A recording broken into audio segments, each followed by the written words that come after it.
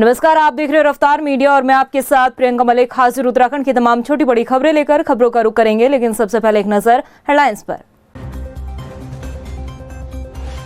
धामी सरकार के लिए चुनौतियों से भरा रहा साल 2023। मुख्यमंत्री ने लिए कई बड़े फैसले, शीर्ष नेतृत्व ने भी थपथपाई पीठ। मूल्यवास की मांग पर बीजेपी कर रही जनता से धैर्य रखने की अपील। कहा, धामी सरकार पर करे भरोसा। मुख्यमंत्री पुष्कर सिंह धामी जनभावनाओं के अनुरूप ही लेंगे फैसला। नए साल के जश्न के लिए गुलजार हुई सरोवर नगरी नैनीताल। देश विदेश से पहुंच रहे सैलानी पर्यटकों की सुविधा के लिए पुलिस प्रशासन ने की खास व्यवस्थाएं। नए साल के मौके पर पर्यटकों के लिए खास तैयारी। उत्तराखंड में 24 घंटे खुले रहेंगे होटल, रेस्टोरेंट और ढाबे। रात के समय खाने पीने और रहने की नहीं होगी कोई परेशानी। हेडलाइंस के बाद बुलेटिन में खबरें विस्तार से। यूं तो साल 2023 कई यादों के साथ विदा हो रहा है, लेकिन सियासी रूप से अगर देखा जाए तो कई ऐसे मुद्दे रहे जो हमेशा चर्चाओं में बने रहे इस साल 2023 में। साल 2023 धामी सरकार ने कई बड़े फैसले भी लिए हैं। वहीं आने वाले साल में भी सरकार के लिए कुछ बड़ी चुनौतियां खड़ी हुई नजर आ रही है। 2023 में धामी सरकार के द्वारा जो फैसले लिए गए हैं, आइए आपको इस स्पेशल रिपोर्ट में दिखाते हैं। साल 2023 में मुख्यमंत्री पुष्कर सिंह धामी ने कई बड़े फैसले लिए। इस एक साल में प्रदेश के भीतर कई योजनाओं को शुरू करने, भ्रष्टाचार पर प्रभावी कार्रवाई, प्रदेश की आर्थिक गति को बढ़ाने के लिए धामी सरकार ने बड़े फैसले लिए। एक नजर डालते हैं साल 2023 में सीएम धामी द्वारा लिए गए बड़े फैसलों पर। भर्ती परीक्षाओं में धांधली के मामले में 80 से ज्यादा आरोपियों को जेल में डाला। भर्ती परीक्षा के लिए सख्त नकल विरोधी कानून बनाया। प्रलोभन और जबरन धर्मांतरण के विरुद्ध सख्त कानून बनाया। प्रदेश में आर्थिक गतिविधियां बढ़ाने के लिए इन्वेस्टर समिट का आयोजन हुआ। 3.5 लाख करोड़ के एमओयू हुए। इन्वेस्टर समिट के मद्देनजर 42 से अधिक विभागों की पॉलिसी में संशोधन और नई पॉलिसी बनाई गई। सिलक्यारा टनल रेस्क्यू ऑपरेशन 17 दिन बाद सकुशल निकाले गए 41 श्रमिक। केंद्र और राज्य सरकार के बीच बेहतरीन कोऑर्डिनेशन की सराहना हुई। अंत्योदय परिवारों को साल में 3 मुफ्त गैस सिलेंडर। महिलाओं को सरकारी नौकरी में 30% क्षैतिज आरक्षण। राज्य आंदोलनकारियों और उनके आश्रितों को सरकारी नौकरियों में 10% आरक्षण विधेयक लाया गया। यूसीसी लागू करने की दिशा में आगे बढ़ते हुए ड्राफ्ट तैयार करवाया। धामी सरकार नई खेल नीति लेकर आई, जिसके तहत पुरस्कार राशि बढ़ाने के साथ ही सरकारी नौकरियों में खेल कोटा फिक्स किया गया। लैंड जिहाद के खिलाफ सख्त एक्शन लिया गया। प्रदेश के रेवेन्यू एरिया को रेगुलर पुलिस एरिया में कन्वर्ट करने का बड़ा फैसला। कोरोना काल में अनाथ हुए बच्चों के लिए सरकार ने वात्सल्य योजना शुरू की। उत्तराखंड की धामी सरकार ने जहां साल 2023 में कई बड़े फैसले लिए, तो वहीं 2024 में राज्य सरकार के लिए कई बड़ी चुनौतियां भी रहने वाली हैं। यूसीसी लागू करना एक बड़ी चुनौती। राज्य आंदोलनकारियों के 10% क्षैतिज आरक्षण को लागू करना। राज्य में लोकायुक्त की नियुक्ति। प्रदेश में सशक्त भू कानून लागू करना। प्रदेश में मूल निवास के मुद्दे का स्थायी समाधान निकालना। तीसरी बार 5 लोकसभा सीट जीतना बड़ा लक्ष्य होगा। राज्य में निकाय चुनाव भी सरकार के लिए परीक्षा से कम नहीं। राज्य कैबिनेट का विस्तार भी सरकार के लिए बड़ी चुनौती। प्रदेश में निवेश के लिए हुए इन्वेस्टर समिट के एमओयू की ग्राउंडिंग। अगले साल प्रदेश में होने वाले राष्ट्रीय खेल का सफल आयोजन। 2024 उत्तराखंड में सियासी रूप से काफी चुनौतीपूर्ण रहने वाला है। देखना होगा कि इन चुनौतियों पर किस तरह से धामी सरकार पार पाती है। रफ्तार मीडिया के लिए देहरादून से मनीष डंगवाल की रिपोर्ट। गढ़वाल मंडल के बाद अब कुमाऊं मंडल के बागेश्वर में मूल निवास को लेकर 15 जनवरी को महारैली होनी है, जिसमें प्रदेश भर के हजारों लोग जुटने की संभावना जताई जा रही है। मूल निवास और भू कानून समन्वय संघर्ष समिति की बैठक में फैसला लिया गया। वहीं बीजेपी का कहना है कि जनता और आंदोलनकारी धैर्य रखे। इसके साथ ही उन्होंने कहा है कि सरकार को समय देने के साथ ही सरकार पर भरोसा भी करे, क्योंकि मुख्यमंत्री पुष्कर सिंह धामी जनभावनाओं के अनुरूप ही फैसला लेते हैं। मैं पहले ही कह चुका हूं कि माननीय पुष्कर सिंह धामी जी यहाँ की परिस्थितियों को और हमारी सरकार यहाँ की परिस्थितियों को अच्छी तरह समझती है कि इस राज्य के लिए क्या अच्छा हो सकता है, भू कानून किस तरह का बनना चाहिए, इस राज्य का सर्वांगीण विकास भी हो, इस राज्य के जो यहाँ के रहने वाले लोग हैं उनका हक हकूक भी बरकरार रहे। इसलिए मेरी जनता से अपील है, आंदोलनकारियों से भी अपील है, वो भी सारे अपने हैं, उन सब से भी अपील है कि वो सरकार पर भरोसा रखें और सरकार को समय दें, और माननीय पुष्कर सिंह धामी जी और भारतीय जनता पार्टी को समय दें कि समय आने पर निश्चित रूप से इन सब कामों को समुचित तरीके से किया जाएगा। वहीं उत्तराखंड कांग्रेस चंपावत में नाबालिग के साथ हुए दुष्कर्म मामले में बीजेपी पर हमलावर है। बता दें कि चंपावत में भाजपा के मंडल अध्यक्ष कमल रावत पर नाबालिग के साथ दुष्कर्म करने का आरोप है और इस मामले में कांग्रेस ने पुलिस की कार्रवाई पर सवाल उठाए हैं। कांग्रेस की प्रदेश प्रवक्ता गरिमा दसोनी ने कहा है कि पुलिस ने सत्ता पक्ष के दबाव में आकर आरोपी के खिलाफ मुकदमा नहीं दर्ज किया है, उसे फौरन गिरफ्तार किया जाना चाहिए था। कांग्रेस का आरोप है कि पीड़ित परिवार को 8 घंटे थाने में बैठाने के बाद मुकदमा दर्ज किया गया।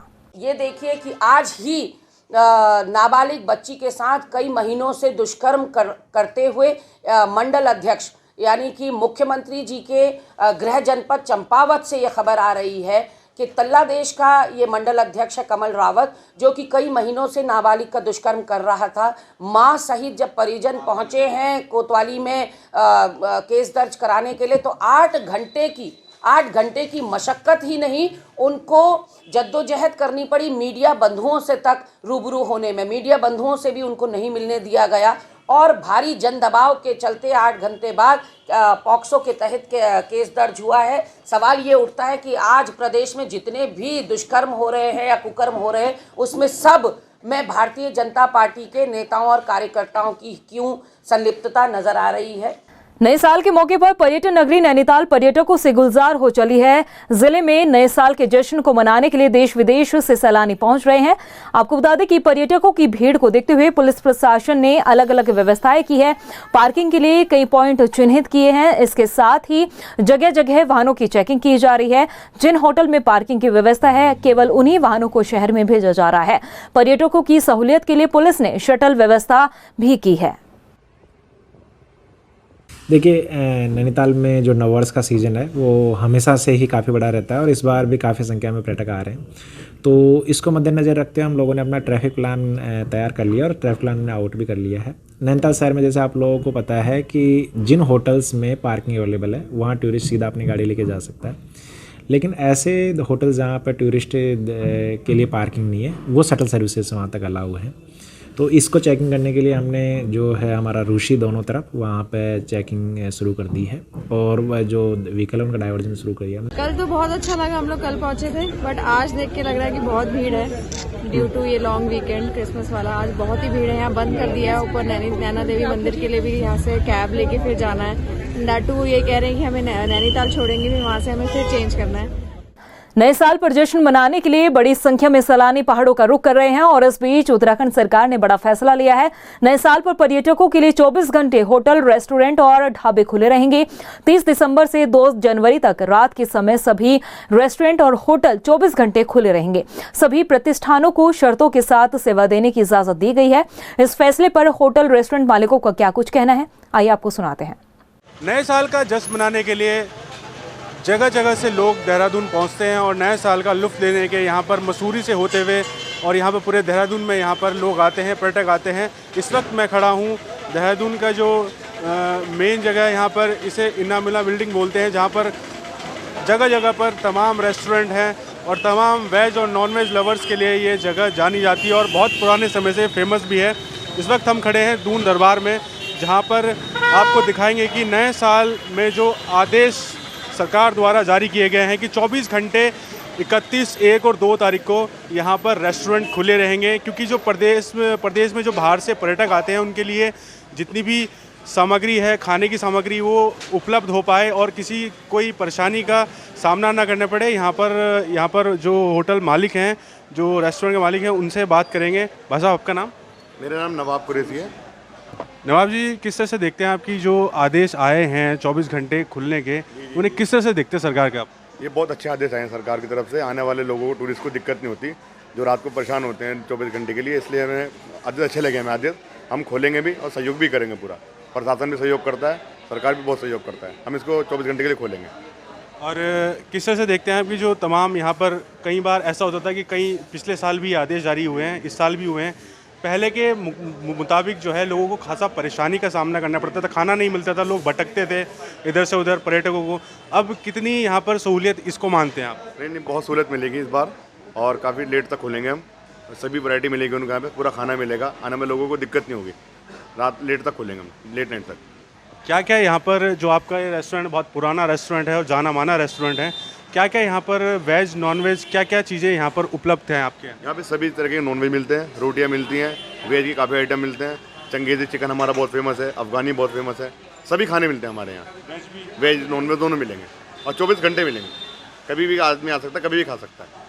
किस तरह से देखते हैं जो सरकार की ये मुहिम ये जो शुरू की गई है, आगे भी आप चाहते हैं कि ऐसा बना रहे ताकि आपको भी फ़ायदा हो, लोग जो पर्यटक यहाँ पे उन्हें भी परेशानी ना हो?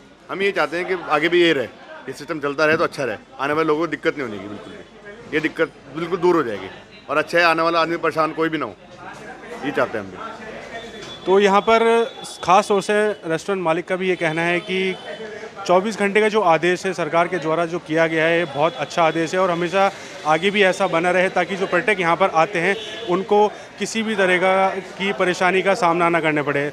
जानकारी के मुताबिक यहाँ पर पुलिस प्रशासन द्वारा एक गाइडलाइन भी जारी की गई है रेस्टोरेंट मालिकों के लिए कि अगर जैसे ट्रैफिक में काफ़ी समस्या आती थी तो जो रेस्टोरेंट मालिक हैं वो यहाँ पर पार्किंग के लिए एक बंदा अपना रेस्टोरेंट के सामने रखेंगे ताकि जो गाड़ी पार्किंग करनी पड़े उसके लिए कोई दिक्कत ना हो और रोड पे जो है ट्रैफिक ना हो। और बात करें हम यहाँ पर इस बार का जो न्यू ईयर होने वाला है वो बहुत ही अच्छा होने वाला है क्योंकि यहाँ पर जो आदेश हमेशा पिछली बार भी किए गए थे, इस बार भी किए गए हैं।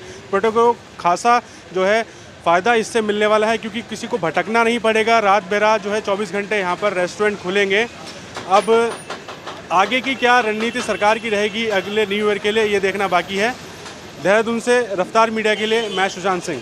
उधम सिंह नगर के गदरपुर में पुलिस ने अवैध हथियार की फैक्ट्री का भांडाफोड़ किया है। मामले का खुलासा करते हुए एसएसपी मंजुनाथ टीसी ने बताया कि मुखबिर से सूचना मिली थी जिसके आधार पर सीमावर्ती क्षेत्र आर्यनगर गांव के जंगल में हथियार बनाने की फैक्ट्री चल रही थी जिस पर छापेमारी की गई है। आज गदरपुर थाना पुलिस को बेहतरीन सफलता मिली है। हमारे को इस साल का सबसे हाईएस्ट वेपन्स रिकवरी हुआ है और गदरपुर थाना पुलिस द्वारा इनपुट पर काम करते हुए ग्राम आर्यनगर में खेत के किनारे में घनी जंगलों में अवैध असला बनाने का एक बहुत बड़ी फैक्ट्री उजागर किया गया है और बहुत बड़ी फैक्ट्री को भांडाफोड़ करते हुए फैक्ट्री को बरामद किया गया है। उसमें विभिन्न प्रकार के असले जिसमें 11 तमंचे, विभिन्न बोर के 11 तमंचे जो चलती हालत में हैं और 12 आदत कारतूस, बहुत सारे आपका बैरल्स जिसको नाल बोलते हैं। बेहतरीन कार्रवाई है। कुल मिला के 3 लोग इसके संचालन करते थे, 2 लोग मौके से फरार हो गए। एक मेहर सिंह है जिसके ऊपर 14 मुकदमे हैं, 1985 से 94 से लेके 92 से लेके अब तक 14 मुकदमे हैं। आईपीसी के सभी धारा के मुकदमे इसके ऊपर है, खाली आर्म्स एक्ट का नहीं है। तो इसको हमने गिरफ्तार किया है। रुड़की पुलिस ने गैस कटर की मदद से एटीएम को उखाड़कर ले जाने वाले 2 चोरों को गिरफ्तार किया है। मामले का खुलासा करते हुए एसएसपी परमेंद्र सिंह डोभाल ने बताया कि गिरोह हरियाणा के नूह क्षेत्र का है। आरोपियों ने 16 दिसंबर को रुड़की के ढंडेरा में एटीएम को गैस कटर की मदद से उखाड़ा था। एटीएम से बाहर निकलते वक्त आरोपी सीसीटीवी कैमरे में कैद हो गए थे। पुलिस ने घटना में इस्तेमाल किए जाने वाले औजार और गाड़ी को भी बरामद किया है। 16 की रात्रि में हमारे ढंडेरा क्षेत्र सिविल लाइन कोतवाली में ये घटना प्रकाश में आई थी। हमारे संज्ञान में जब ये घटना आई इसमें तुरंत अभियोग पंजीकृत किया गया था क्योंकि यह गैस कट मशीन का यूज़ करके एटीएम को काट के ले जाया गया था और इसमें हमें भी आशंका थी ये गिरोह बाहर का था। उस पर लगातार हमारी सीआई यूनिट और थाना कोतवाली क्षेत्र की पुलिस लगातार इस पर वर्क कर रही थी।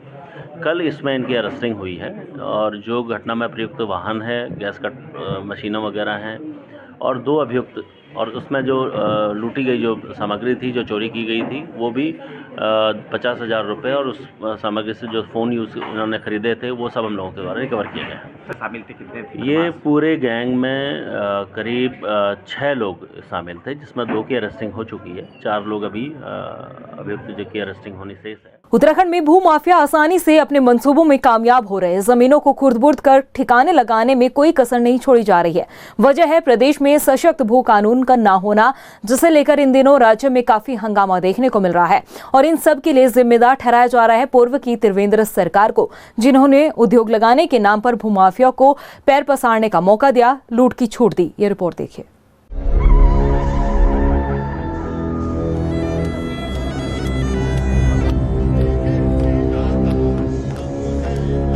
त्रिवेंद्र कार्यकाल में भूमाफिया की लॉटरी, उद्योग लगाने के नाम पर कमजोर किया भू कानून, भूमाफिया को मिली लूट की छूट, जमीनें होती रही खुर्द-बुर्द, भूमाफिया पसारते रहे पैर। उत्तराखंड में पूर्व की त्रिवेंद्र सरकार में कई ऐसे फैसले लिए गए जिस पर सवाल खड़े होते रहे। उन्हीं में से एक है भू कानून का मुद्दा, जिसे त्रिवेंद्र कार्यकाल में कमजोर कर भू माफिया को लूट की छूट दे दी गई। प्रदेश की जमीन को खुर्द-बुर्द कर भू माफिया को पैर पसारने का मौका दिया गया और ये सब किया गया उत्तराखंड में उद्योग लगाने के नाम पर। लेकिन ना तो उस मुकाबले राज्य में उद्योग स्थापित हुआ और ना ही निवेश आया। फायदा हुआ तो सिर्फ भू माफिया का, चांदी काटी तो सिर्फ भू माफिया ने, क्योंकि उन्हें जमीन की खुर्द-बुर्द करने से रोकने वाले भू कानून पर ही त्रिवेंद्र सरकार ने रोक लगा दी थी। फिर भला भू माफिया को डर काहे का। इन दिनों जिस सशक्त भू कानून की मांग राज्य की जनता कर रही है, असल में इस भू कानून को कमजोर करने का काम ही त्रिवेंद्र सरकार में हुआ। साल 2018 में त्रिवेंद्र सरकार के कार्यकाल में इन्वेस्टर समिट का आयोजन किया गया था। उस समय समिट के नाम पर उत्तराखंड में जमीनों को खुर्द-बुर्द किया गया। जिस तरह से उत्तराखंड में एक मजबूत भू कानून था, उसे इन्वेस्टमेंट की आड़ में खोखला किया गया। इन्वेस्टर समिट का मकसद उत्तराखंड की आर्थिकी को मजबूत करने का था, लेकिन वो पूरा नहीं हो पाया, बल्कि उसकी आड़ में उत्तराखंड की जमीनों को खुर्द-बुर्द किया जाने लगा और भू माफिया को अपना खेल खेलने के लिए उत्तराखंड में खुला मैदान त्रिवेंद्र सरकार ने दे दिया। बता दें कि इसकी शुरुआत पहले गैरसैंण से की गई। त्रिवेंद्र सरकार ने गैरसैंण में जमीनों की खरीद को लेकर लगे प्रतिबंध को हटा दिया। इसके बाद उत्तराखंड के भू कानून में कई नई धाराओं का प्रावधान कर दिया, जिसके तहत जमीनों का लैंड यूज चेंज करना, ये सब इन्वेस्टर समिट के नाम पर किया गया। कहा गया कि उत्तराखंड में 1.25 लाख करोड़ का इन्वेस्टमेंट आएगा, जिसके तहत जमीनों से संबंधित अपने नियम फ्लेक्सिबल करने होंगे, ताकि निवेशकों को उत्तराखंड में निवेश करने में और उद्योग लगाने में आसानी हो। लेकिन हुआ इसके बिल्कुल उलट। उत्तराखंड में जो एक सशक्त भू कानून चला आ रहा था, उसमें कई बदलाव के बाद उत्तराखंड के भू कानून की ऐसी कई धाराएं खोली गई, जिनके तहत उत्तराखंड में कोई भी व्यक्ति आकर उद्योग के नाम पर जमीन खरीद सकता है।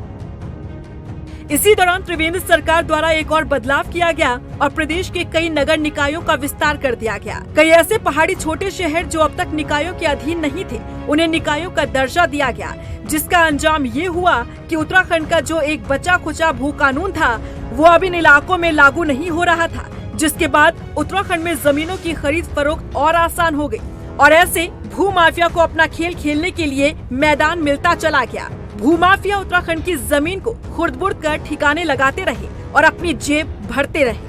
हालांकि ऐसा नहीं है कि त्रिवेंद्र कार्यकाल से पहले भू कानून को लेकर कोई कसरत न की गई हो। तिवारी सरकार हो या फिर खंडूड़ी सरकार, दोनों ने ही अपने कार्यकाल में भू कानून को लेकर काम किया। राज्य में बाहरी लोगों द्वारा भूमि खरीद सीमित करने के लिए साल 2003 में तत्कालीन एनडी तिवारी सरकार ने उत्तर प्रदेश के कानून में संशोधन किया और राज्य का अपना भूमि कानून अस्तित्व में आया। इस संशोधन में बाहरी लोगों को कृषि भूमि की खरीद 500 वर्ग मीटर तक सीमित की गई। साल 2008 में तत्कालीन मुख्यमंत्री बीसी खंडूड़ी ने संशोधन कर भूमि खरीद की सीमा घटाकर 250 वर्ग मीटर की। लेकिन बड़ा बदलाव साल 2018 में बीजेपी के त्रिवेंद्र सिंह रावत के मुख्यमंत्री रहते हुए लिया गया, जब ZDLR एक्ट में संशोधन कर उद्योग स्थापित करने के उद्देश्य से पहाड़ में जमीन खरीदने की अधिकतम सीमा और किसान होने की बाध्यता खत्म की गई। साथ ही कृषि भूमि का भू उपयोग बदलना आसान कर दिया गया। पहले पर्वतीय फिर मैदानी क्षेत्र भी इसमें शामिल कर दिए गए। इसके बाद से ही राज्य में एक बार फिर से सशक्त भू कानून की मांग उठने लगी, ताकि उत्तराखंड की जमीन पर बाहरी लोगों का कब्जा न हो सके। त्रिवेंद्र सरकार में जो लूट की छूट दी गई, उसे बंद किया जाए और यही कारण है कि इन दिनों उत्तराखंड में भू कानून और मूल निवास के मुद्दे पर माहौल गरमाया हुआ है। रफ्तार मीडिया के लिए देहरादून से ब्यूरो रिपोर्ट। प्रदेश की खबरों में इतना ही, फिर हाजिर होंगे कुछ खास खबरों के साथ। तब तक के लिए मुझे दे इजाजत, नमस्कार। धामी सरकार के लिए चुनौतियों से भरा रहा साल 2023। मुख्यमंत्री ने लिए कई बड़े फैसले, शीर्ष नेतृत्व ने भी थपथपाई पीठ। मूल्यवास की मांग पर बीजेपी कर रही जनता से धैर्य रखने की अपील, कहा धामी सरकार पर करे भरोसा। मुख्यमंत्री पुष्कर सिंह धामी जन भावनाओं के अनुरूप ही लेंगे फैसला। नए साल के जश्न के लिए गुलजार हुई सरोवर नगरी नैनीताल। देश विदेश से पहुंच रहे सैलानी पर्यटकों की सुविधा के लिए पुलिस प्रशासन ने की खास व्यवस्थाएं। नए साल के मौके पर पर्यटकों के लिए खास तैयारी। उत्तराखंड में 24 घंटे खुले रहेंगे होटल, रेस्टोरेंट और ढाबे। रात के समय खाने पीने और रहने की नहीं होगी कोई परेशानी।